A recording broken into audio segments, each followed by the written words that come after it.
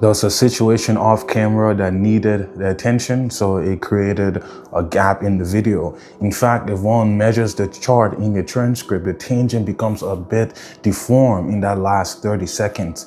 And it's because of this attention splitting internal activity that went on. But can try to braid bridges back to the tangent and salvage what was its remains. But knowing the general positioning of and then the topic and the subject matter, it can begin from any multifaceted position and still try to work out what would be a high enough match between the 2 points. And then we can begin from the utterance and what it represents in different pockets of the world, the attraction. The attraction, it does not pull in a single-file manner. It does not pull the entire enterprise of human traversal and across the plane, the boundary, the distinction, the border of distinction between the past and between the present. He's like a flicker of energy that's being depleted, or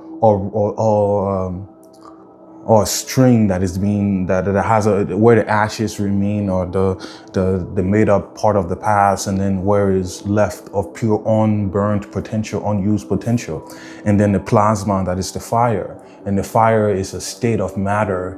And man's depletion or man's spark or man's continuous spark is a state of matter. It's an undecided state of matter.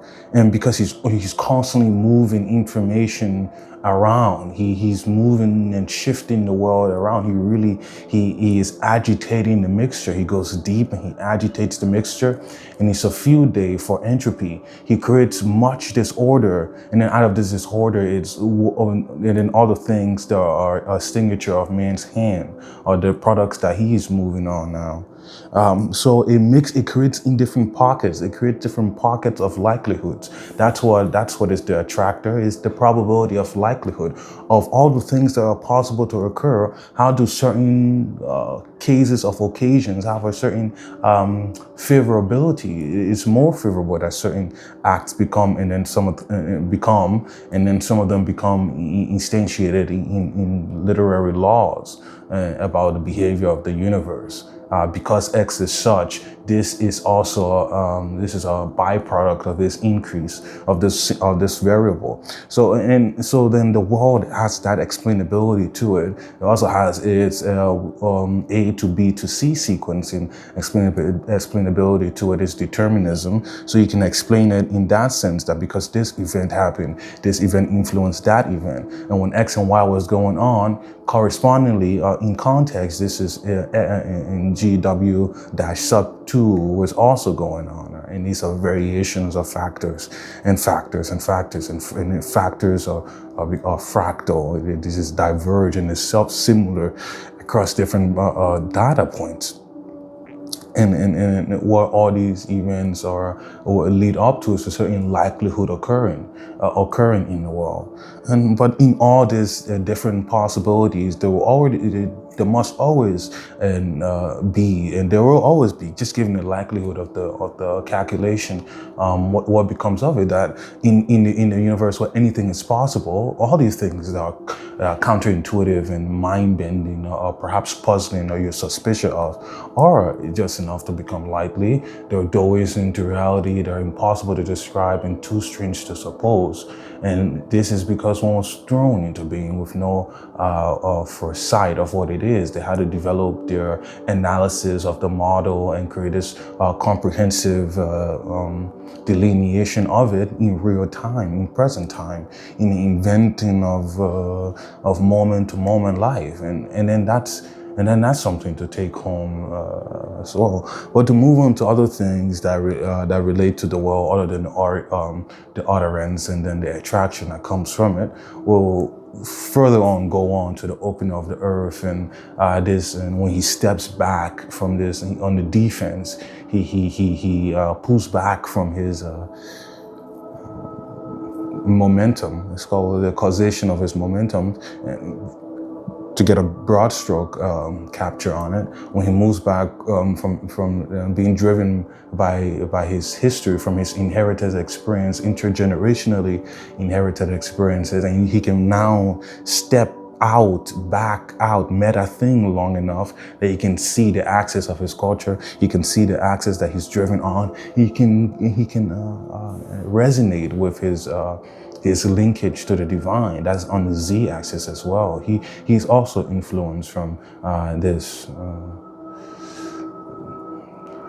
difficult to describe source, but it's there. It's sensed. It's felt. It is experienced. So then that's something again on life world from the utterance and the attraction, and that mix from much of history. There's certain likelihoods that just become giving away, giving the arms race, and the interesting thing about the arms race too is another point of identity that is nature is meddling in the story, but they're whispering different things to different. It's more of a gossiper and a busybody than anything, because it is the one behind the arms race and the advantages and the differences in itself. It's able to create is able to separate itself into foreign agency, and it's foreign, of course, under this unified, because they're unified guidance, because they're all still part of the same union and play on the same stage, but yeah, they can feel differences in the divergences of man's speciation, even especially clearly in this case in the species in the Homo sapiens. I was thinking on some side note, like a sticky note, a sort of thought.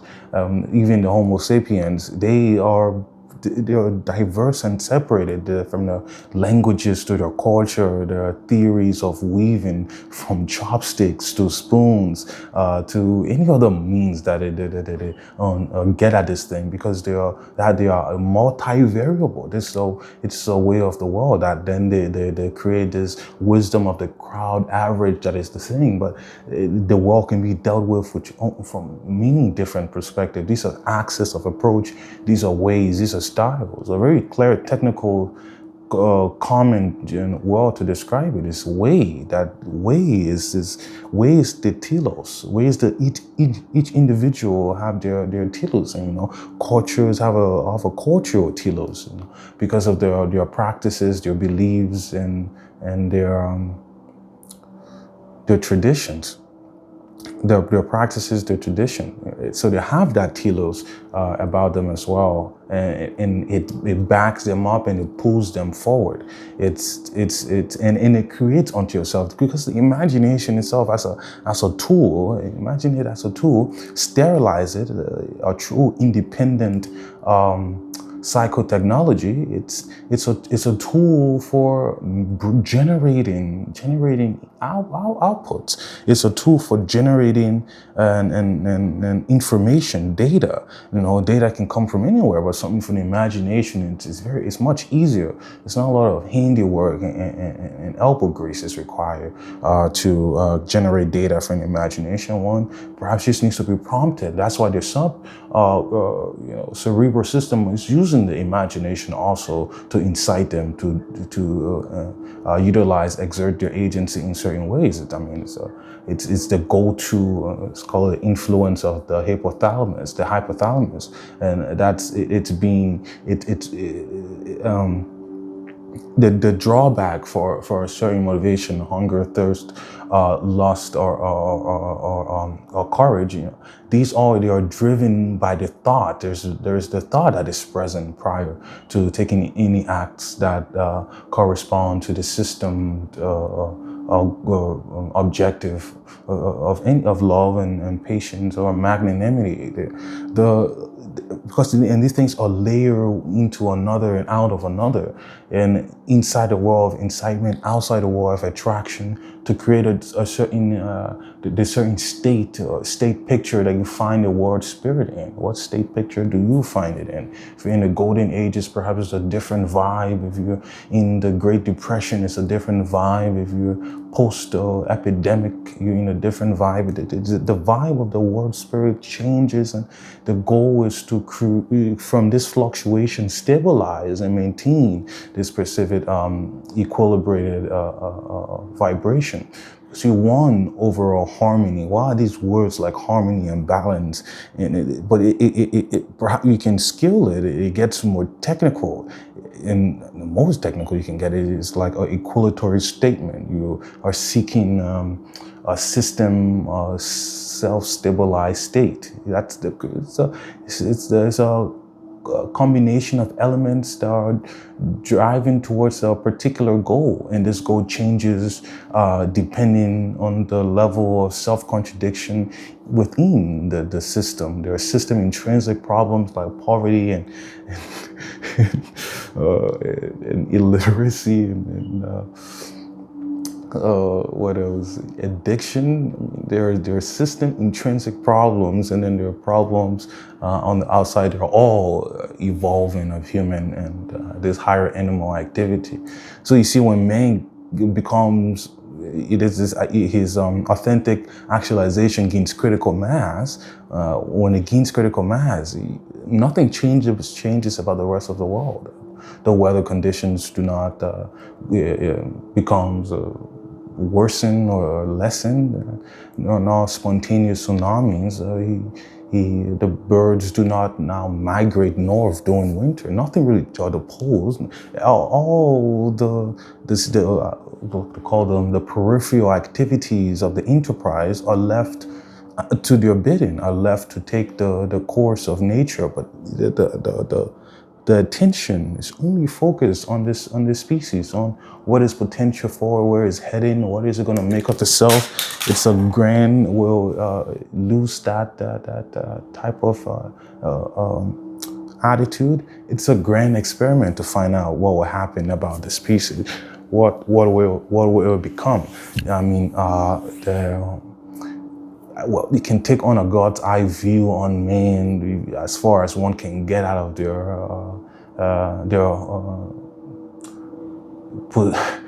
body, their embodiment, get out of their head, get out of their skin. As far as one can separate it, they try to gain this variation, zero in on the variations that are there to gain this view as far as is accessible to the curious or the deserving or the pure or the courageous. How far can any of these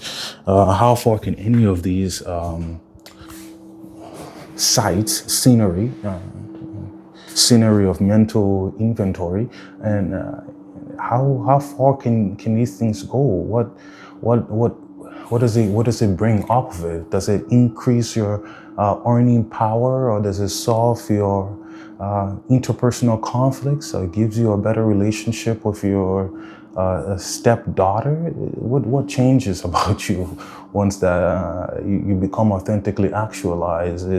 It's the same thing that everyone wishes when they think of the end of the world, what the rapture is supposed to bring, what Armageddon and apoptosis is supposed to change. What the salvation and revelation and redemption, what are these things supposed to bring on earth? So there is that. There's still the stage of redemption, but it professes a third-hand input to change out the world.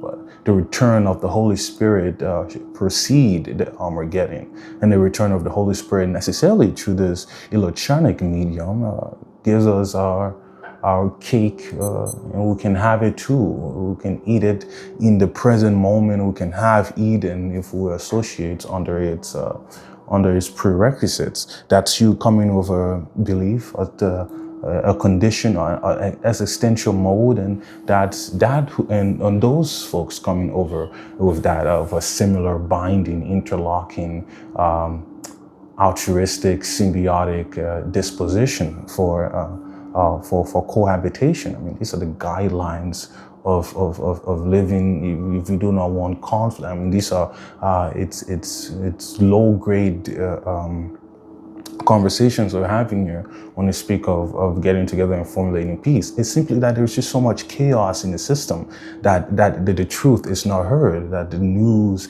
is not decimated, does not acoustics, does not radiate where it needs or through the ears that it should be radiating through. Attention is split. There is a competition for attention in the enterprise, as well as anyone knows. But also guessing that perhaps if you don't know, then it's something to be keen on.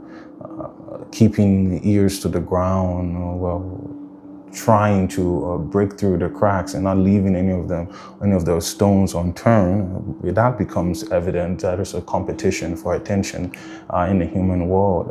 There's the lock on the mind, say just from where they start, on what their temperament and interest are. That's one way that the system compels the body, and then, from that interest and temperament, there is also the illusion created by nature to ensure the reproduction of the species. That's another kind of interest or attention that's split from the voluntary direction of attention out of interest, let's say, or house one inspiration or intuition. And then there are other ways that attention is at a deficit. So to try to radiate this truth out and try to lessen the system noise, that's a task that just takes time. It takes fighting the battle under the dynasty that is trying to change, and then that's from pushing through there. There's then the change becomes. And that's because there aren't any other sideways, backwards acts to do these things. The idea, this is not a place for brainstorming. The ideas, when you're in these positions in moves, are already so ubiquitous, they're the ones to go to. And then in other places that are intricate or foreign, then one could seek to scratch their head and try to lean back in the chair and think about this. But in this position is getting the message out there, let the truth reach the corners of the world. We can see there's a separation between the religious way of explaining how Eden comes into the world versus how it is described here, where it's really just calling it like it's more existable. I mean, you have to know what we're dealing with, what are some of just the on-the-ground cards of practicality or pragmatism. You have to have that, with deck as well, but knowing that it is egalitarian, not egalitarian, we're saying ecumenical, that there is truth in here and there is in other places that is not really known for truth to be spoken. But anywhere where two or three are gathered, they have enough to say on a matter that it can be a voice piece for novelty. So it's here and it's their emergence.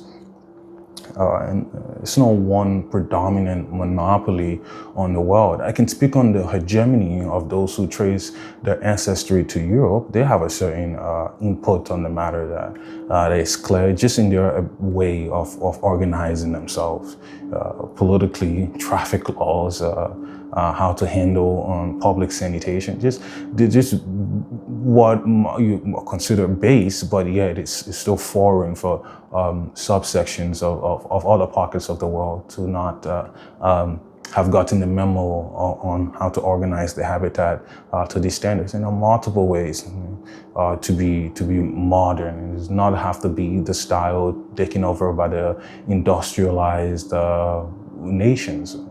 There are different ways to think about it. It's thinking outside the box and as a cosmopolitan and thinking openly. There are multiple styles to this, and more of these things will be said, and more will be added in time. But for sake of things now, perhaps to move on to other off-camera related matters.